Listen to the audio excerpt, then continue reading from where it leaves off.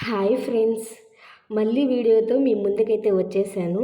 Night 9:30 అవుతుంది మేమిద్దరం duty దిగేసరికి. ఆ టైంలో డీమార్ట్‌కి వెళ్దామని అడుగుతున్నారు. ఆల్రెడీ 9:30 అయిపోతుంది అని చెప్పాను. రోజు అలాగే పోస్ట్‌పోన్ చేసుకుంటూ వెళ్తున్నాము.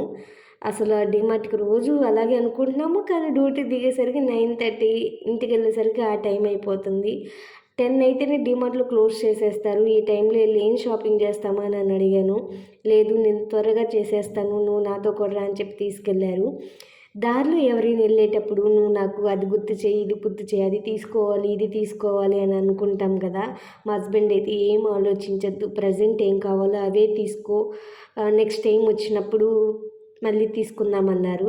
అప్పుడు మా అసలు హస్బెండ్‌తో వచ్చిన తలనొప్పి ఇది. డీమార్ట్‌కి వెళ్తే షాపింగ్ చేయకుండా ఎలా రాగలము?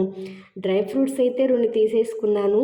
మా వారు కూడా డ్రై ఫ్రూట్స్ చాలా బాగా తింటారు, ఇష్టమనమాట. మా వారికి ఇష్టమని చెప్పి నేనైతే 2 ప్యాకెట్స్ డ్రై ఫ్రూట్స్ తీసేసుకున్నాను. అసలు నేను డీమార్ట్‌కి వెళ్ళానే కానీ నేను ఏది సెలెక్ట్ చేయలేదు. అన్నీ ఇంట్లోకి ఏం కావాలో మొత్తం మా వారే 15 మినిట్స్‌లో షాపింగ్ చేసేసారు.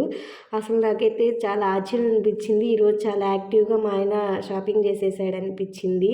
15 మినిట్స్ కల్లా క్యూలో ఉన్నాడనమాట.